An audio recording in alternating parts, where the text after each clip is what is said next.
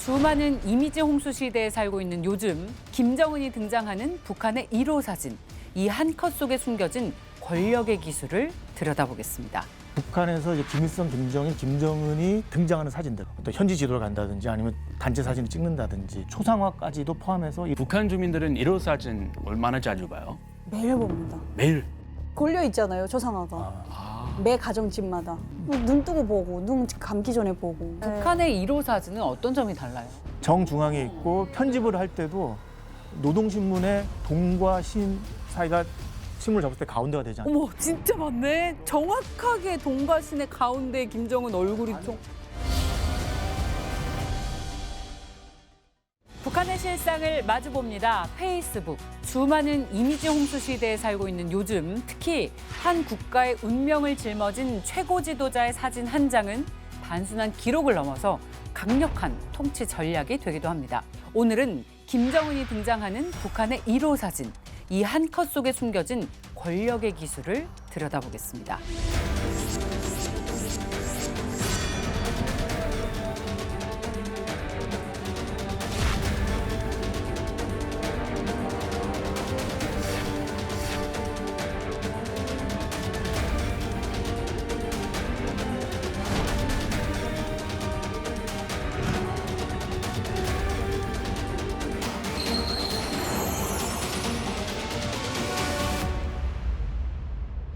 자, 오늘 함께 하실 분들 소개해드리겠습니다. 북한 이탈 주민 남인희 씨 그리고 이철은 씨와 함께합니다. 어서 오세요. 안녕하세요. 아, 그리고요. 오늘은 북한 사진을 연구하시는 분이자 또 이미지 정치 전문가이시기도 한 변영욱 기자님과 함께합니다. 어서 오세요. 어서 오십시오. 안녕하십니까. 저는 동아일보 사진부 기자로 일하고 있는 변영욱입니다. 사진 기자로 일하면서 2003년부터 북한 노동신문과 조선중앙통신에 나오는 북한 최고 권력자들의 사진을 연구하는 작업을 하고 있습니다. 사진 기자로서 많은 나라들의 사진 보셨을 텐데 특별히 북한에 대한 관심 갖게 된 계기가 있을까요?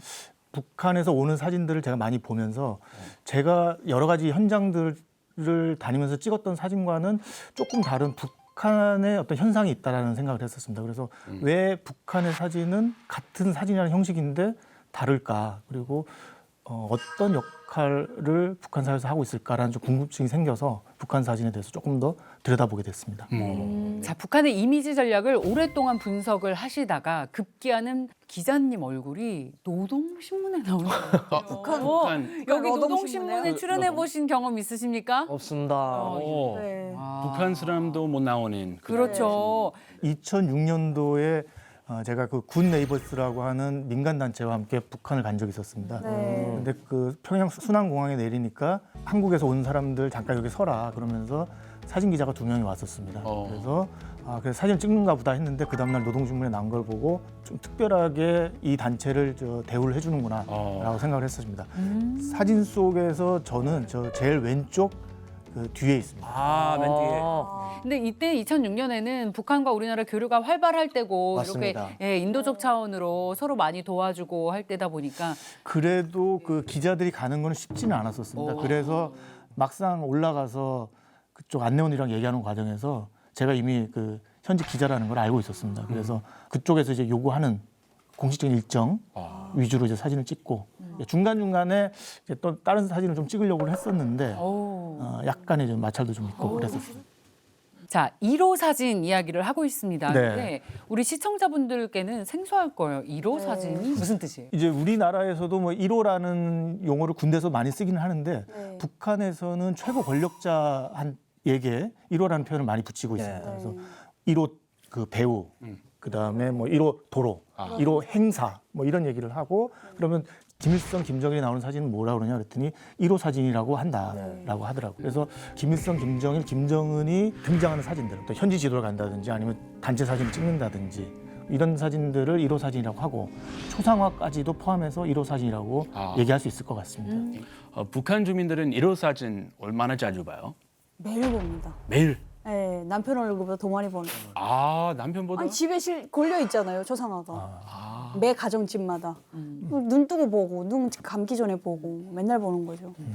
혹시 기억나는 김일성 1호 사진 있어요? 저는 저 두 사진은 뭐 너무나도 기억나는 게 하나는 저희 집에 걸려 있던 사진하고 똑같고 그래요? 저 옆에 사진은 저희 할아버지 집에서 항상 걸려 있었어요. 저거 무슨 선물로 뭐 줬다고 하던데 저희 할아버지가 단幹부 했는데 되게 커요 사진이 이만한데 그거 이제 그 선물로 저가 집에다 걸어놓고 있었던 기있어가지고 기억이 있어가지고 여기 와서 찾아보니까 있더라고요. 그래서 별게 다 있네 하고 저도 찾아봤는데 저 두 사진은 너무 눈에 익습니다.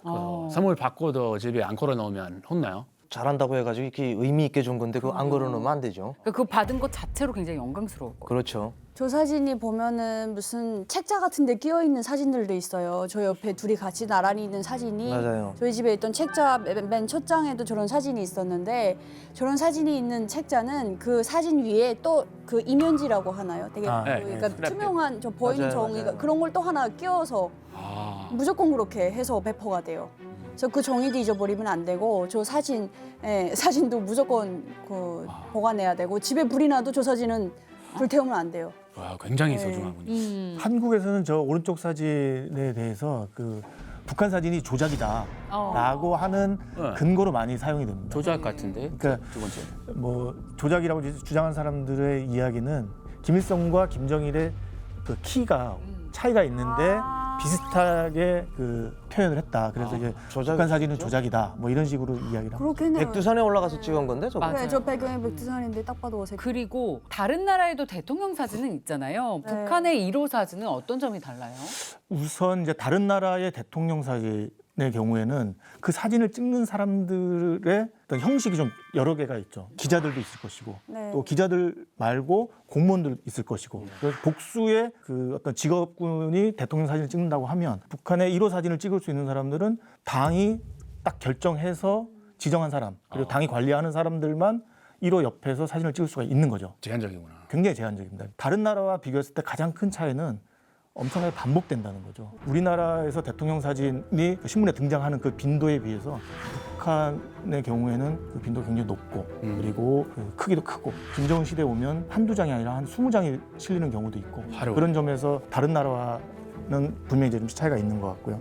그리고 일상적으로 이제 기자들 찍는 대통령 사진이라고 하면 기본적으로 기록의 그 필요성 이런 접근을 한다고 치면 북한의 경우에는 기본적으로 그 피사체인 1호에 대해서 높이고 찬미하는 그런 내용들이 이제 대부분이 될 겁니다. 기록하기 위하기구나. 그렇습니다. 그건 이제 구조적으로 그렇게 이미 시작을 했기 때문에 우리와는 이제 표현법에서 좀 차이가 있을 수밖에 없는 것 같고요. 또 하나 특징이라고 하면 사진을 찍는 사람들이 보통 주인공을 가운데 놓는 경우가 그렇게 흔하진 않습니다. 안 했네요? 그러니까 상식적으로 생각하면은 주인공이니까 가운데 쓸 것 같지만 우리가 실제로 찍다 보면 사진 구도에서는 화면을 3분할해서 그 3분의 2 지점에 놓는 것이 가장 좋다라고 그래요? 사진학에서 이제 기본적으로 이야기를 하는데 제가 잘 못 찍어서 항상 가운데 놓고 혼나요. 그 정치 사진을 찍을 때도 그렇게 찍는 경우는 많지 않습니다. 그런데 북한은 굉장히 이제 가운데선에 대해서 좀 집착을 한다고 할 수 있을 정도로 가운데 두려고 합니다. 화면에 나온 사진을 보면 완전 정중앙이네요. 정중앙에 있고 편집을 할 때도 노동신문의 동과 신 사이가 신문을 접을 때 가운데가 되지 않습니다. 어머, 진짜 맞네. 그러면- 정확하게 동가신의 가운데 김정은 얼굴. 가능하면 가운데에 얼굴이 그 지나가도록 이렇게 편집을 합니다. 저런 신문은 3등분해서 접어요. 얼굴이 접히지 않도록. 종이 접어야 되는데 접히면 안 보통 되니까. 북한 신문은 절반 접거든요. 절반 이렇게 접는데. 그럼 저 신문은 못 접겠네요. 저 신문 그러니까 저런- 못 접거나 이렇게. 접겠네. 저거는 아예 처음부터 이제 접지를 생각을 해서 사진을 배치를 한 거죠. 그러니까 이렇게 접으면 얼굴은 가려지지 않는 거죠. 이 사람들은 사진에 대해서 정말 진심이. 진심이구나. 우리랑 좀 다르구나라는 생각을 했었습니다. 지도자를 찬양하기 위해서 만들어진 이 한 컷, 김일성, 김정일, 김정은 모두 1호 사진이라고 불리지만 시기별로 분명히 1호 사진에도 차이가 있을 것 같습니다. 김일성의 경우에는 뭐 이렇게 얼굴이 잘 나오는 각도를 찾기보다는 오른쪽 뒤에 이제 혹이 있었는데 혹이 나오지 않는 그 앵글을 선호했던 것 같습니다. 그리고 사진을 찍는 사람들도 그것에 신경을 썼었고요. 특히 이제 나이 든 이후에 김일성 사진을 보면 기념사진의 형태가 많은데 기념사진은 이제 가운데서 찍긴 하는데 자세히 보면 혹이 안 나오는 정면이 있습니다. 맞아요. 안 나오게. 정면인데 혹이 안 나오는 각도가 있습니다. 그래서 다리를 약간 벌린 상태에서 몸을 약간 오른쪽으로 이렇게 몸을 약간 그렇게. 예. 본인만의 노하우. 예. 지금. 그런데 이제 우리는 또 김일성의 혹이 나온 사진을 굉장히 많이 봤거든요. 우리는 알죠. 예, 그러니까 한국 사람들이 이제 방북을 했을 때 찍는 사진 또는 외신 기자가 찍는 사진은 조금씩 차이가 있을 거예요. 그 전혀 몰랐어요. 북한에서는 어. 그 왼쪽 얼굴만 계속 보여주다 보니까 혹이 있는지는 몰랐고, 예, 만약에 북한에서 북한 사진 작가가 혹이 있는 사진을 내보냈다 그러면 처벌당할 걸요. 아. 예. 실리지도 않겠죠, 예, 그렇죠. 검열에서. 예, 애초에 사전 단계에서 다 이제 없어지지 않을까. 그래서 아마 북한에서도 초상화를 사진으로 하지 않고 그림으로 한 건 이제 혹을 제거할 수 있기 때문에 사진으로 아마 초상화를 해가지고 각 배포를 했다고 저는 봅니다. 그러니까 그럼 김정일도 이런 인생 그런 거 있어요? 김정일의 경우에는 좀 키가 좀 작다라는 콤플렉스가 있었을 겁니다. 아. 그래서 키높이 구두를 계속 맞아요. 다녔었죠. 근데 외부 관찰자들이 뭐 그럴 거라고 생각을 했지만 키높이 구두가 이렇게 좀 드러나진 않았습니다. 그러니까 왜냐하면 이렇게 사진을 찍을 때 정면에서 찍으면 양복 바지 밑단이 그 신발을 가릴 수가 있습니다. 가리죠. 그래서 그러니까 키높이 구두가 전혀 드러나지가 않죠. 아, 옆선 사람이랑 키가 똑같이. 그런데 외신 기자를 이제 접근시켰을 때 이런 문제가 있어요. 적나라하게 2002년도에 러시아를 방문했을 때 러시아에 있는 그 외신 기자가 앉아 있는 이제 김정일을 사실 그냥 찍은 좀 눈치 없이 찍은 거죠. 네, 그냥 그래서 찍은 그거를 전 세계에 이제 그대로 이제 내보냄으로써 키높이 구두를 이제 신고 있구나라는 게 많죠. 사진으로 이제 증명이 딱 돼버리는 거죠. 네. 두 분이 김정일이랑 깔짱했다는 걸 알고 계셨어요? 아예 알고 있죠. 아, 알았어요? 네, 북한 남자들 사이에서는 저희 오빠도 키높이 구두를 신었었어요. 키가 171 정도였는데 좀 키 커 보인다고. 그래서 뭐 장모님도 키높이 구두 신는데 뭐 하면서 신었던. 그러니까 아무리 가리려고 해도 저 비밀은 어떻게 다 새어 나왔던 것 같아요. 예, 그래서 장만당에서도 많이 팔았었어요. 아, 새 나왔군요. 북한에서 다 알죠. 김정일이가 이제 키 구두 신는다는 건 알아가지고 북한에서 이제 네바 신발이라고 팔았는데 네바. 뒤축이 한 7cm 정도 되는 거예요. 심겨져 있는. 운동화인데. 오. 예, 그리고 김정일이가 이제 기념 촬영할 때 옆에 큰 사람들을 기본적으로 잘 안 세우려고 한다라는 그런 것까지 아, 맞아요. 예, 소문이 있었어요. 키가 작아가지고. 그때는 호위하는 사람들도 다 170대에서 뽑았었어요. 예. 맞아요. 그래서 974 나가는 사람들이 여기 974 나오면 키가 작아 보이잖아요. 되게 그때 김정일 때 뽑은 사람들이 작은 거예요. 왜냐면 974 그 경호부대라 다 키 커 보이는데 나도 974 대학 다닐 때 974에서 왔다고 하는데 나보다 작아가지고 974에서 도대체 뭐하니 너네? 너무 작은 거예요. 키가 70 이하도 있어요. 와. 예, 65도 있더라고요. 그래서 지가 작으니까 주변에 있는 사람들 다 작은 사람들 뽑더라고요. 김정은은 인생샷 각도 있어요. 오, 그러게요. 김정은은 사진에 대해서 굉장히 좀 어떤 열린 태도를 갖고 있는 거죠. 아, 카메라를 무서워하지 않고요. 맞아. 행사도 굉장히 많이 하고 그리고 북한의 이제 1호 사진가들이 사실 마음 놓고 찍을 수 있도록 열어주는 것 같습니다. 마음 편하게. 김일성의 경우에는 망원 렌즈를 가지고 얼굴을 클로즈업하는 경우가 거의 없었습니다. 그런데 김정은은 망원 렌즈를 가지고도 표현할 수 있게끔 충분히 기회를 주고 있는 것 같고 사진 잘 찍은 거는 트럼프 대통령도 빠질 수 없죠. 얼마 전에 거의 암살 당할 뻔했는데 맞아요. 총 살짝 맞고도 일어나서 1분도 안 되게 피 흘리면서 으아! 네. 그 인생샷 아마 절정 찍었을 맞아요. 거예요. 당선샷, 당선짤 나왔다 이런 평가도 나왔더라고요. 혹시 북한 1호 사진도 이렇게 잘 연출한 그런 사진이 있어요? 미국의 선거 현장, 그다음 미국의 대통령 사진은 어떤 정치 사진의 정점이라고 할 수 있을 것 같습니다. 북한의 김정은의 사진이 이제 점점 미국의 사진과 견주어 봤을 때 차이가 없는 식으로 가고 있다라는 게 제 생각입니다. 차이 없이. 예전에 북한 사진에 그런 경직되고 되게 단순하던 사진과 김정은 시대의 사진은 분명히 달라지는 것 같아요. 약간 연출 없는 약간 자연스러운. 아닙니다. 그 고도의 연출이죠. 아, 고대 연출. 완전히 이제 퍼포먼스와 쇼가 되고 있다라는 생각을 하게 됩니다. 진짜 이미지 정치로 가나 보네요. 이제 대표적인 사진을 몇 장을 골라봤는데요. 왼쪽이 이제 트럼프가 그 군인들 앞에서 이제 공약을 발표하는 겁니다. 그리고 오른쪽에 김정은도 군인을 배경으로 본인이 앞으로 이제 좀 드러나 있죠. 오른쪽의 김정은 사진은 예전 북한 사진에서는 나타나지 않던 현상. 맞아요. 그냥 양쪽 좀 흡사하네요. 비슷해요. 미국 사진이랑 그 북한 사진이. 되게 자연스럽게. 왼쪽 사진을 보면 트럼프를 지지하는 사람들이 뒤에서 구호를 외치고 박수를 치고 있는 모습이지 않습니까? 오른쪽 시진핑이 북한을 방문했을 때 북한의 그 인민들이 인공기와 오성홍기를 들고 환호를 하고 있지 않습니까? 저게 사람을 배경으로 쓰는 사진이 예전에는 없던 사진입니다. 네, 맞아요. 이제는 없었어요. 없었어요. 없었습니다. 북한에서 저런 식의 대규모 이제 인원을 동원을 해서 박수를 치고 환호하게 하는 행사를 한다라고 하는 것은 권력에 대해서 사람들이 지금 동의하고 있다라는 것을 상징적으로 보여주는 효과가 있는 거죠. 예전에는 저 연단이라는 것이 정말 기념사진을 위해서 준비된 거였습니다. 행사가 끝나고 나면 그 연단을 한 5단, 6단 이렇게 만들어 놓고 거기에 한 700명, 1000명 이렇게 쓰고 김정일, 김정은이 거기 가운데 이제 서서 기념사진을 찍는 이제 그런 행사였다고 하면 어느 순간부터는 이제 연단에 있는 사람들이 그냥 배경으로 나오는 거죠. 뿌옇게 해서. 네. 그래서 그 아까 트럼프 사진과 김정은의 사진이 사진 한 장으로 봐서는 거의 비슷한 것처럼 보이지만 사실 그 뒤 이면을 보면 북한의 스케일은 미국의 스케일을 더 뛰어넘죠. 더요. 네. 그러니까 예를 들어서 트럼프가 저렇게 뭐 연설하는 거에 배경으로 한 뭐 2, 3천 명 정도가 동원이 된다고 하면 네. 북한은 진짜 최근에는 5만 명 이상의 사진이 됩니다. 10만 명도 동원하죠. 예. 네. 뭐 경기장 마음만 빌렸군요. 먹으면 뭐. 일단 북한이 동원이 가능한 체제라는 특성이 있고 그리고 김정은과 김정은 주변에 있는 그 이미지를 관리하는 사람들이 뭔가 좀 스케일이 더 커진 것 같아요. 그래서 북한에서 일어나는 행사들을 보면 사람이 많이 동원이 됩니다. 더 많이. 네, 그래서 저게 북한 내부에서는 좀 피로감으로 다가갈 수도 있겠다는 생각이 듭니다. 인건비가 공짜니까 얼마든지 동원이 가능하죠. 근데 저거 한 번 찍었다고 북한 주민들 얼마나 개고생했을까요? 계속 또 왔다 갔다 하면서 연습을 했겠죠. 연출하느라고. 기본적으로 이제 북한에서 1호 사진 찍는 게 한두 시간 정도 걸리거든요. 사진 찍는 데만 준비하는 시간이. 여기도 중간에 좀 웃긴 점 에피소드도 있는데 그 1호 사진 찍으려면 그 사다리들을 쫙 놔요. 근데 사람들이 너무 새까맣게 올라가니까 다리가 무너진 거예요. 그 사진이 취소된 경우도 있거든요. 그 준비 그래서 이제 좀 늘어나가지고 거기 올라가가지고 또 서가지고 대기하는 게 한 2, 30분 대기해야 돼요. 올 때까지 거기 서가지고 대기하면은 김정은이 와서 사진만 찍고 가면 끝이에요.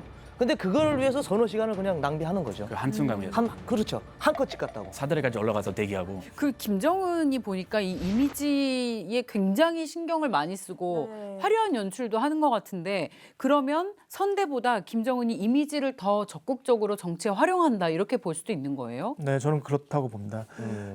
김정은이 처음 이제 최고 지도자로 등장했던 게 2012년 초인데 그때부터 제가 17개월 정도 노동신문에 나오는 사진을 이제 전수조사를 해봤어요.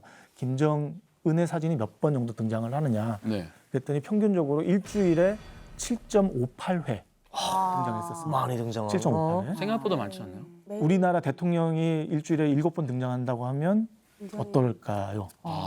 그걸 비교해 보면 빈도가 굉장히 높은 많게 거고요. 여겨지는군요. 김일성의 경우에는 일주일에 1.32회. 그다음에 김정일은 3.92회였습니다. 그리고 아까 말씀드렸던 것처럼 김정은은 김정일의 2배 정도인 거고 1호 사진을 쭉 연구를 하다가 김정은 초기에 사진을 보다가 조금 힘들었던 이유가 아마 저거였을 것 같습니다. 그러니까 사진의 양이 너무 늘어나서 이걸 어떻게 연구를 할 수 있을 것인가에 대한 고민이 좀 있었고 또 하나는 사실 제가 이제 정서적으로 동의가 안 되는 체제인데 그 같은 사람을 계속 반복적으로 이제 봐야 되니까 예전에는 뭐 한 달에 한 서너 번 이제 나오니까 아 이게 이런 특징이 있구나 저런 특징이 있구나 이게 분석을 할 수 있었지만 이게 뭐 하루에 20번씩 등장하고 그러니까 네, 자기 남편에게도 수번씩 네. 같은 날에 보면 질린다고 하더라고요. 타격이 있으셨군요. 그래서 굉장히 초반에 좀 힘들었었습니다. 북한을 연구하는 많은 분들이 그런 또 딜레마 있을 거예요. 네. 아 근데 저는 그 북한에 있을 때 김정은 초반에는 조금 사진이 좀 재미가 있었던 게 예전에 김정일 때는 심지어 겨울에는 장갑까지 끼고 맞아요. 손도 안 보여줄 정도로 꽁꽁 싸매고 나왔었어요.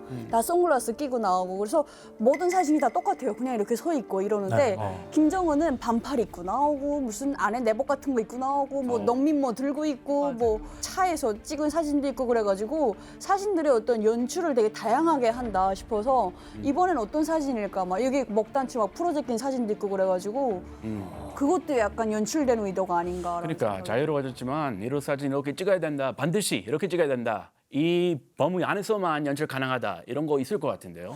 사진 기자로서 북한 사진을 이렇게 들여다 보니까 북한 사진가들이 그 딱 지키고 있는 몇 가지 원칙이 있어요. 있군요. 그래서 아까도 이제 말씀드렸죠. 가능하면 정 가운데에 세웁니다. 그리고 그 원칙은 김일성, 김정일 시대에는 철저하게 지켜졌었어요. 다만 김정은 시대에는 사진이 워낙 늘어나다 보니까 예외적인 사례들은 존재를 해요. 그러니까 김정은이 약간 뒤에 있거나 아니면 사이드에 있는 경우도 있어요. 하지만 전체적인 그 사진의 평균을 낸다고 하면 아직까지 가운데서는 북한 사진의 원칙, 사진이라고 할 수 있습니다. 그리고 그 김정은은 컬러 지면에 등장합니다. 흑백연한데요. 네, 맞아요. 이야.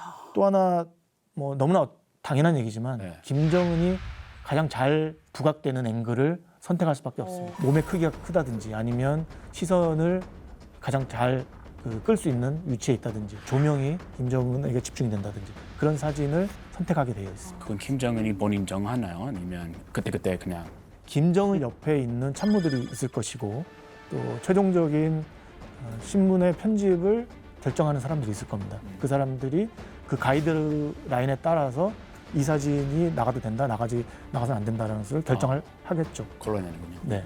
그런데 북한 내부에서는 가장 흔하게 볼 수 있는 1호 사진은 주민과 함께 찍은 단체 기념 사진 형식이라고 해요. 북한 1호 사진의 뭐 종류가 여러 종류가 있는데 그 중에서 가장 많이 등장하는 사진이 단체 기념 사진이고요. 북한 기념 사진에서 가장 이제 놀라운 건 규모입니다.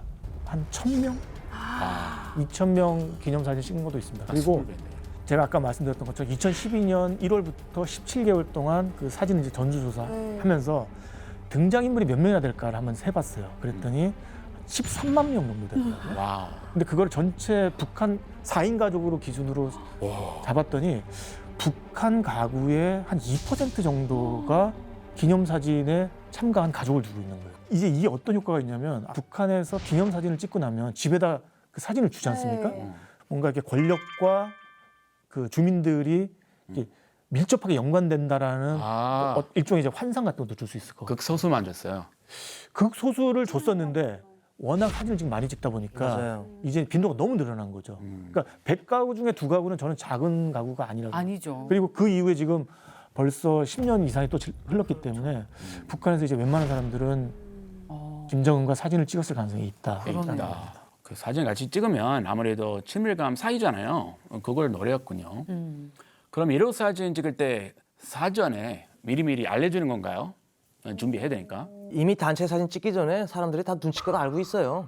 사진 찍으러 가면 일단 악단이 있어요. 김일성이, 김정일이, 김정은이 나오면 그 환영곡이 나와야 되니까 저쪽에서 자기네는 모르는데 빰빰빰빰 이 음악이거든요. 그거 딱 울리면은 1호 사진이로구나. 그때 좋아한대요. 그걸 라이브로. 그냥 이왕 가서 기다리는 거 1호 사진이 좋지 2호 사진보다는. 그래서 사람들이 분주하게 움직이면 이건 1호 사진이구나. 그래서 눈치껏 하는 거죠. 오랜 경험으로 인해서 이제 지혜가 쌓인 거. 그렇죠. 네. 좀 찍혀봤어요. 보이부는 1호 사진 찍기가 힘들어가지고. 오히려. 네. 거기에 주변에서 3차로 근무 서고 있는 게 보이부 사람들이기 때문에 사진은 잘 안 찍습니다. 실무를 해야 되니까 네. 사진 찍을 시간이 없네요. 일하고 있군요. 1호 사진 찍을 때 지켜야 될 복장 규정 같은 것도 있어요. 직업에 따라서 많이 가는 것 같아요. 군인들은 군복을 입고 이제 체육인들은 체육복을 입고. 근데 진짜 오래 걸려요. 그러니까 뭐 예를 들어서 한 10,000명을 찍는다면 1,000명씩 한 단상에 세워놓고 그걸 10개를 만들어요. 그런 블록을. 김정일은 돌아가면서 찍는 거예요. 거기 있는 사람들은 끝날 때까지 계속 서 있는 거예요. 영화 촬영 같네요. 네, 진짜 힘들어요. 저 인원이 줄어들수록 더 사진의 위력이 그 힘이 파워가 올라가는 것 같아요. 그렇습니다. 네, 정말 선명하게 더 보이고 여러 명이랑 같이 찍었다. 심지어 이게 100사진을 찍었다. 그러면 진짜 이거는 정말 나의 성공 보장되는. 김일성이 때만 해도 사진 단체 사진 한 장 집에 있으면은 좀 집안의 그 퀄리티가 좀 있었어요. 좀 한 장만 있어도. 왜냐면 김일성이는 그렇게 돌아다니면서 막 찍어대지는 않았거든요. 근데 김정일 때 조금 늘어나더니 김정일 때는 완전 그냥 서비스 하듯이 그냥 얼굴을 갖다 아무 데 갖다 팔아주고 막 그러는 거예요. 그러다 나니까 이젠 그 단체 사진의 의미가 크게 없어요. 솔직히 말씀드리면. 저도 그럴 것 같습니다. 그러니까 희소성의 가치라는 게 없어진 거죠. 네. 그럼 저렇게 찍고 사진에 등장한 주민들에게 저 사진을 다 나눠줘요? 네, 나눠죠. 저희 할머니가 이제 망연대 혁명학원 그 창립 기념 행사에 참여하시고 그때 김정일이랑 찍었던 사진이 있어요. 그래서 그거는 그때 이례적으로 굉장히 천연색으로 그리고 이제 인원도 그렇게 많지가 않아서 할머니 얼굴도 다 선명하게 보여요. 그리고 사진이 되게 컸어요. 일반적인 기념 사진이 이 정도라면 할머니 사진 한 3배 정도로 되게 컸거든요. 그러니까 한 사람 한 사람 얼굴을 다 담아줬는데 스테인리스 액자에다가 이렇게 딱 담아가지고 유리 이렇게 딱 표장을 해서 뭐 단기간이라든가 이런 데서 할머니한테 직접 이렇게 나눠주고 그렇게 해가지고 집에 가운데 딱 모시고. 와, 잘 간직해야겠네요. 예전에는 이제 사진을 인화해가지고 액자로 해가지고 그 행사처럼 해가지고 줬거든요. 지금도 그렇게 비슷하게 하긴 하는데 제 친구 놈이 이제 군대 나갔다가 그 사진을 찍어 왔어요. 김정은이다. 내가 그랬어요. 사진 보다가 넌 어디에 있는데 못 찾겠는 거예요. 저는 전혀 못 찾겠어요. 근데 야도 한참 찾다가 찾더라고요. 사람이 너무 많으니까 사진도 이만해요. 그 액자를 만들어서 안에 계속 주려고 하니까 액자 비용이 좀 딸리는지 모르겠는데 이제 그냥 주더라고요. 그냥 해가지고 본인들이 액자를 해서 저거 와라 이렇게 하더라고요. 따로 액자 해야 돼요. 네, 본인이? 따로 액자를 또 사야 되더라고요. 아, 사비로. 그렇죠. 내돈내산 해야 된다. 아, 액자도 필수예요. 진짜 필수죠. 액자 당연히 필수죠. 그 그냥- 테이프 갖다 붙일 수 네, 없어요. 테이프 갖다 붙이면 안 돼요. 큰일 납니다. 아, 네. 그러니까 사진의 가치는 조금씩 떨어지고 있는데 북한에서는 사진에 대한 의미 부여는 좀 더 하고 있습니다. 그래서 김정은 시대에 들어와서는 이런 사진 행사를 사랑의 기념 사진이라는 표현을 써요. 사랑의 기념. 예, 그래서 그 지도자가 주민들에게 사랑을 전달하는 방식, 아. 일종의 이제 사진 정치를 하고 있는 것입니다. 아, 근데 저렇게 노력을 해서 찍는다는 건 북한 주민들한테도 뭔가 혜택이 있다는 거 아닐까요? 그렇습니다. 북한에서 그 사진이, 그러니까 1호와 같이 찍는 사진이 어떤 의미를 갖는지를 알 수 있는 영화가 있더라고요. 2012년도에 소원이라는 영화가 있습니다. 여보, 나 찍어줘. 뭘 찍었다는 거예요? 나 소원 풀어줘. 당신 기념사진 찍었어요?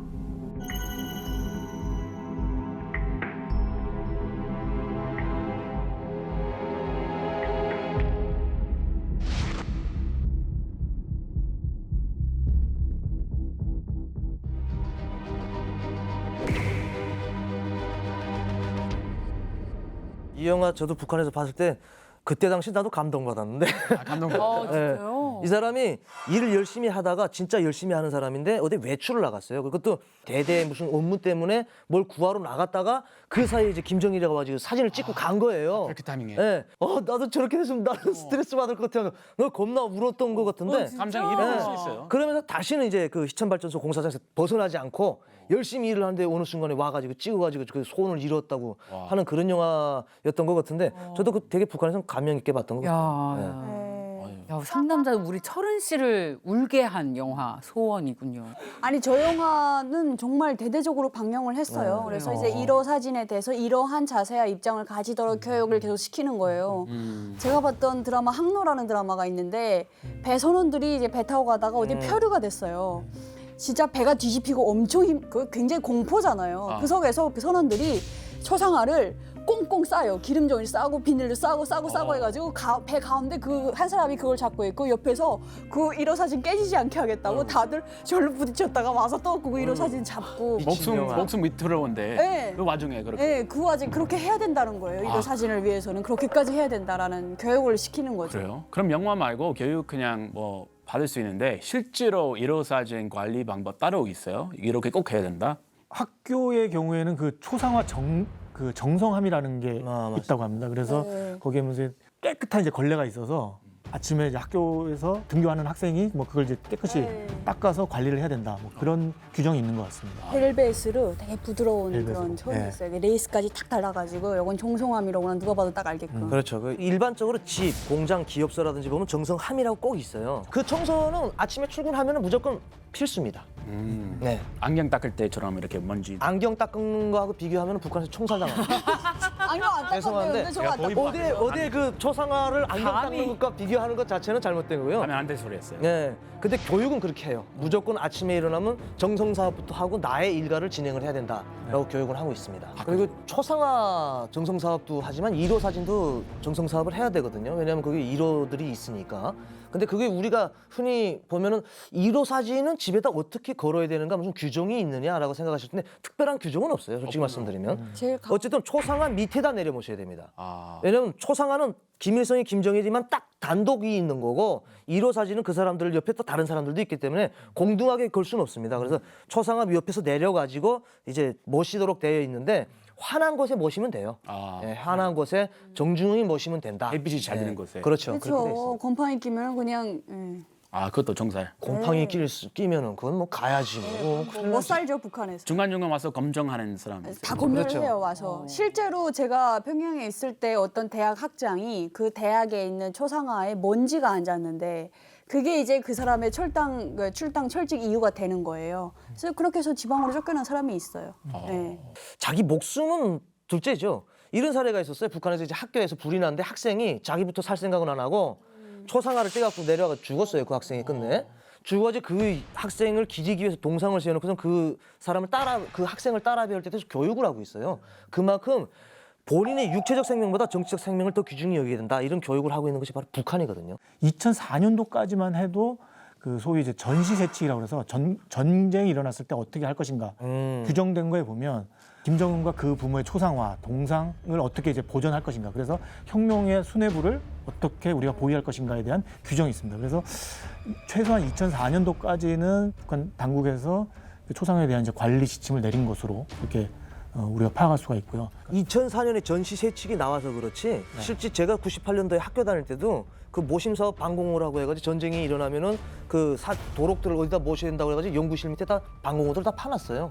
지금 그래서 그 지금 안 해요. 정치색칙. 그래서 전시세칙이 정확하게 나와가지고 지금 규정화가 돼 있었겠지만 그때에도 그런 룰은 있었습니다.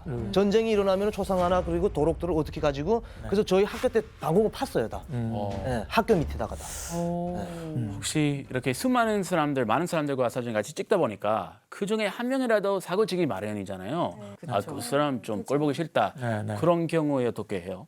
어떤 게 사고를 친 사람들에 대해서 기록을 지우는 것이 좀 일상화돼 있죠.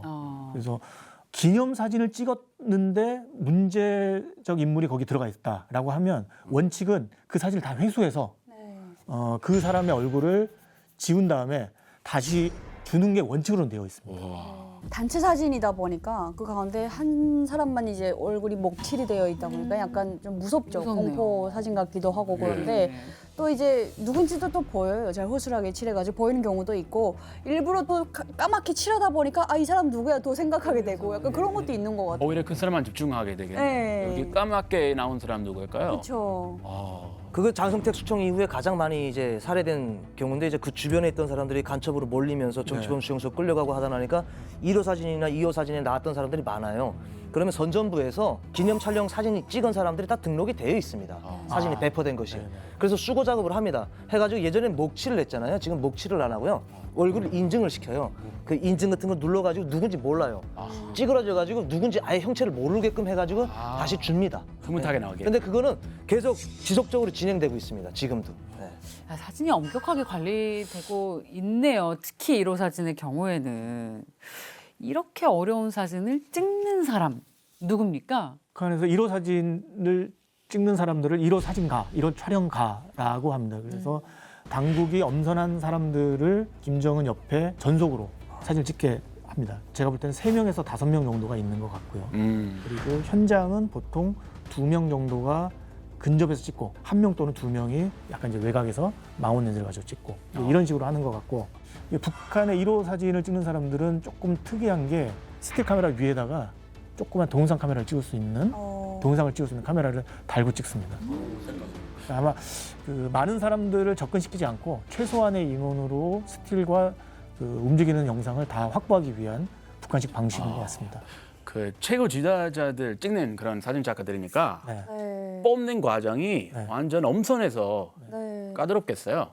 사진에 대한 어떤 기술보다는 당성, 그다음에 사상성 이것을 그쵸. 굉장히 중시하는 것 같고요. 아, 실제로 김정일이 김일성 종합대에 가서 김일성의 사진을 전담할 사람이 필요한데 김일성 종합대 국문학과 졸업생 여러분 중에서 한 사람이 나왔으면 좋겠다. 왜냐? 사상성이 가장 투철한 사람들이니까. 사상이.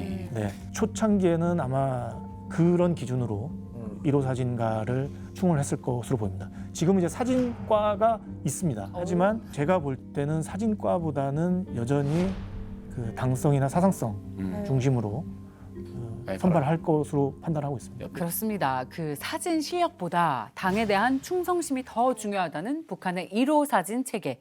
놀랍습니다. 북한을 직접 방문했던 대통령 전담 사진사를 만나봤어요. 최고 지도자 사진의 비하인드 스토리 북클립에서 만나보겠습니다.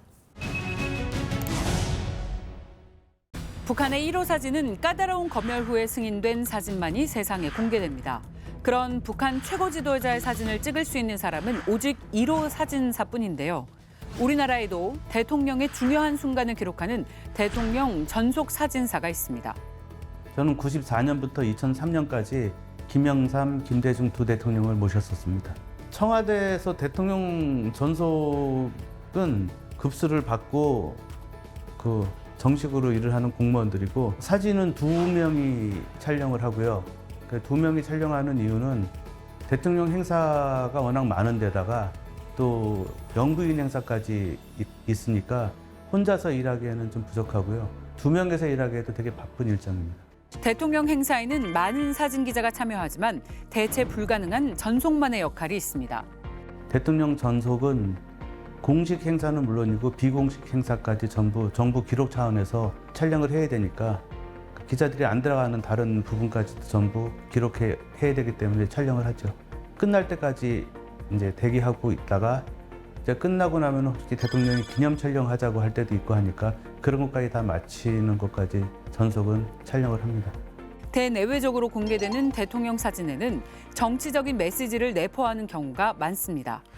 이를 위해 북한도 정형화된 구도를 따르며 연출까지 하는 것으로 분석되는데요. 우리나라는 어떨까요?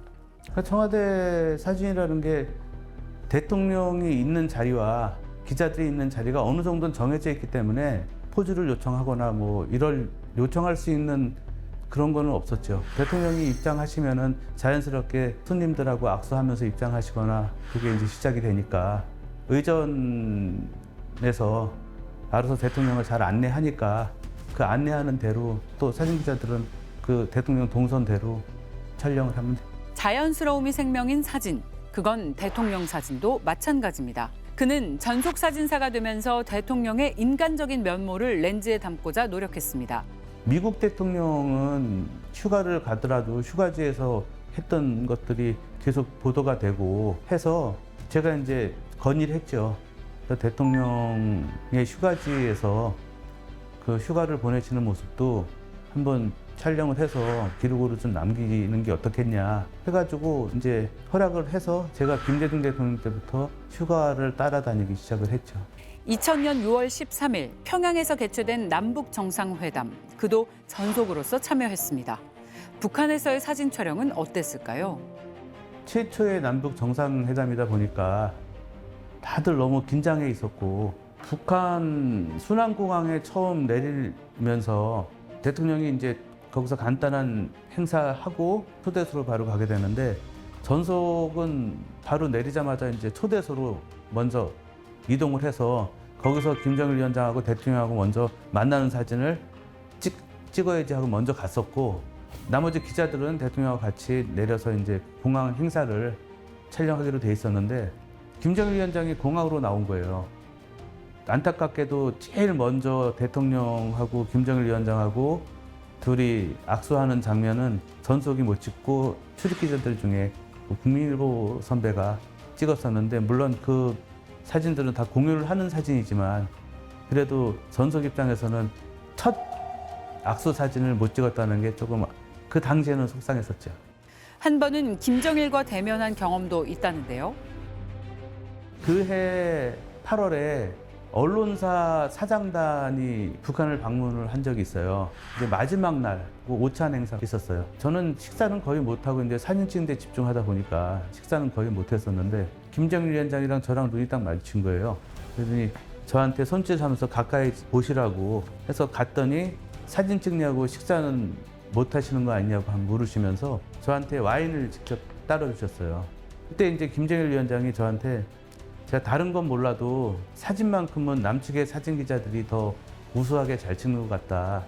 남측의 신문들을 내가 다 보는데 어떻게 그 현장마다 다 가서 그렇게 열심히 사진도 찍고 신문에 게재를 하는지 참 우수한 것 같다. 이렇게 저한테 말씀을 했었죠. 북한 사진 기자들의 행동도 기억에 남았다고 말합니다. 그 친구들은 기자라기보다는 공무원 같이 늘 몇 명이서 매일 출근하듯이 가서 이제 사진을 찍으니까 그들끼리는 어떤 뭐 포토라인을 정할 필요도 없고 그러니까 우리는 늘 어느 정도 선에서는 야, 여기까지는 가지 말고 우리 여기서 뭐 어떤 렌즈 가지고 이렇게 찍자 약속 인원이 많으니까 약속을 하는데 그 친구들은 전혀 그런 거에 개의치 않고 막 들어가서 찍고 물론 그 동영상 카메라도 같이 움직여요.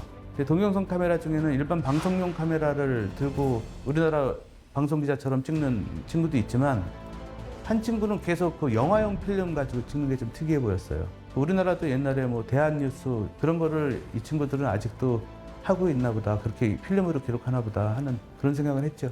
북한 사진 기자와 나눈 대화 중 잊지 못할 일화가 있다는데요. 2004년도에 제가 굿네이버스랑 같이 평양 방문을 했을 때 북한 취재기자들도 이제 그때 그 친구들이 디지털 카메라를 바뀌어 있더라고요. 근데 디지털 카메라가 나오면서 가장 중요한 거는 메모리 카드의 용량이거든요.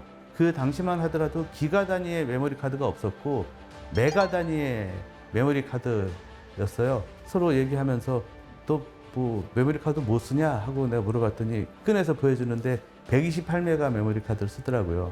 야, 그거 가지고 찍다 보면은 몇 장 못 찍을 텐데 웃으면서 그러면서 그냥 내 거랑 바꾸자. 난 가서 또 살 수 있으니까 했더니 그 친구가 선뜻 그러자고 그래서 내가 그 메모리 카드에다가 내 사인까지 해가지고 교환을 했죠. 서로 기념품으로 갖자. 응? 했던 그런 기억이 있어요. 1년 365일 대통령의 다양한 모습을 카메라에 담는 전속 사진사. 그저 인물 사진이 아닌 역사를 기록한다는 점은 만국 공통입니다. 아, 기자님도 북한에 4번이나 방문을 하셨다고 합니다. 네. 이때 좀 특별한 기억이 있으시다고요. 북한에서 외부 사람들이 사진을 찍는 거는 일종의 이제 공격 행위로 인식을 하는 것 같습니다. 그래서 제가 갔을 때 안내원 4명이 저를 이제 전담을 해서 뭐 이동 중에 뭐 사진을 찍거나 이런 거를 철저하게 막았었어요. 네. 왜냐하면 힘이 들었었고 저건 조선 컴퓨터 센터에서 제가 찍었던 사진인데 북한에서 저 사진을 지우라고 그래서 왜 그러냐 그랬더니 왜 가운데서 안 찍냐. 아, 정면으로 나와야 돼. 정면으로 나와야 된다. 사진에 사진 나오는. 네, 그래서 우리와는 좀 다른 촬영법이 있구나. 그거를 외부 사람들한테 강요를 한다라는 생각을 했었습니다. 지우라고 했는데 어떻게 갖고 계세요? 네, 방법은 있었습니다. 다 방법이 있군요. 비밀인 걸로. 그 남북이 정상회담하면서 사진 기자들이 서로 교류 많이 했잖아요. 네. 혹시 문화가 달라서 생긴 에피소드 같은 거 있나요? 우선 남북 정상회담을 할 때 북한 기자들이 남쪽 기자들한테 굉장히 놀랬던 건 그 최고 지도자에게 포즈를 취해달라고 하는 거였습니다. 아. 이렇게 해주세요, 악수해주세요라는 걸 듣고 나중에 어떻게 그럴 수가 있냐 깜짝 놀랐다. 지시하네. 예, 그게 하나가 있었고요. 지시하는군요. 우리는 손아트 해주세요. 뭐 난리 나잖아요. 큰일 나죠, 큰일 나죠. 볼아트 뭐 해야지. 김정은이 손아트. 네, 또 한 번은 그 2000년 제1차 남북 정상회담을 했을 때 한국에서 내일자 신문이 밤에 나옵니다. 저녁에 네. 초판이라고 그래서 그거를 그 평양으로 전송을 했었어요. 팩스로 전송을 했는데 전송 오는 과정에서 뭐가 좀 제대로 안 들어왔어요. 그래서 한국 기자단에서 그 팩스를 그냥 쓰레기통에 버렸는데 그 팩스 종이에 김정일이 있었던 겁니다. 얼굴이 좀 짜린 상태에서. 그래서 북한 쪽에서 굉장히 심각하게 문제 제기를 했고 누군지 색출하고 반성문을 쓰지 않으면 더 이상의 회담은 없다. 네, 그렇게 욕을 했었습니다. 그래서 나만의 기자가 반성문을 썼어요? 누가 그걸 버렸는지 특정되지 않았기 때문에 반성문을 쓰는 일은 없었습니다.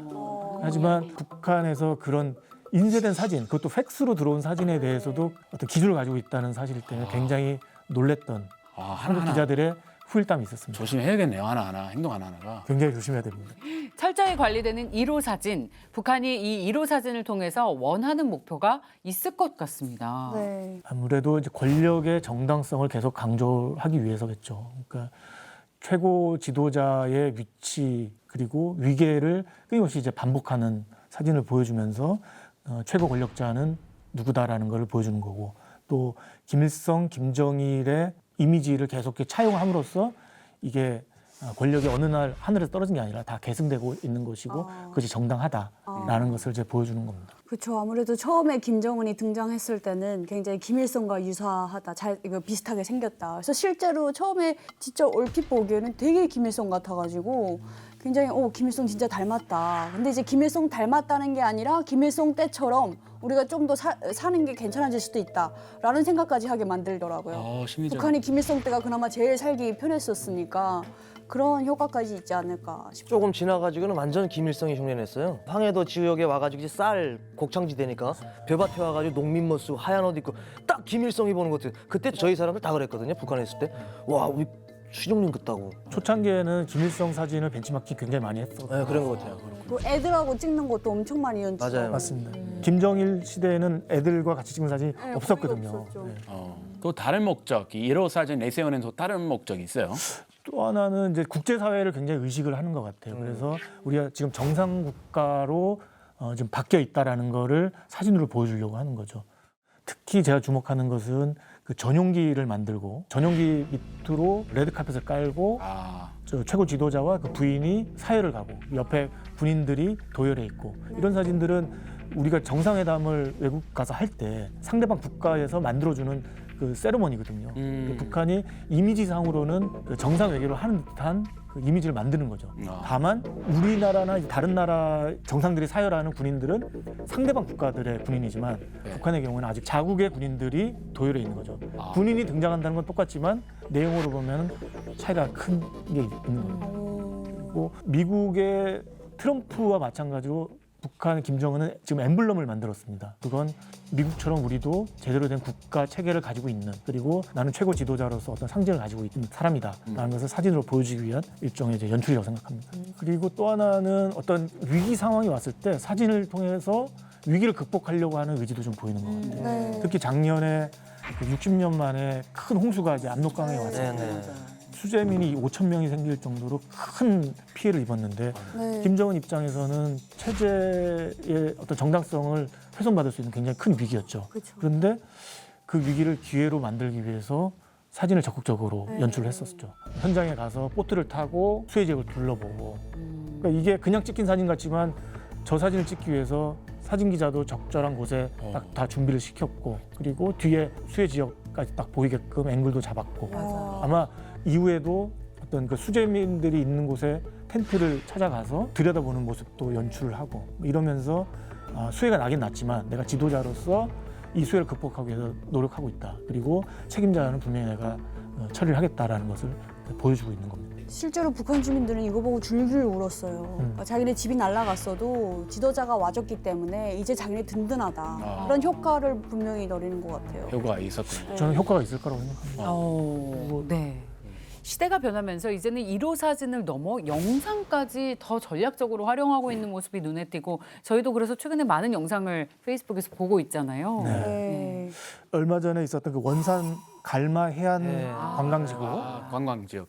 준공식 그 영상을 보면 한편의 뮤직비디오를 보는 거예요. 커트가 굉장히 짧고 드론샷으로 부감을 먼저 보여주고 생동감. 그래서 생동감 있고 사람들이 이제 몰입하게 한 다음에 거기서 어떤 역할을 했는지 그리고 여러분들한테 이제 뭘 제공을 하고 있는지를 시각적으로 계속 이제 보여주는 거죠. 연단 위에 엘리트들이 있고 저 연단 밑에 주민들이 있음으로써 위계도 정확하게 이제 보여주고 그리고 적절히 이제 음악까지 넣어서 젊은 사람들이 좋아할 수 있는 이제 영상 편집을 하면 저런 걸 봤을 때 뭔가 희망을 가질 수도 있을 것이고 김정은이 큰 일을 하고 있다라고 믿을 수도 있겠다는 생각을 했었습니다.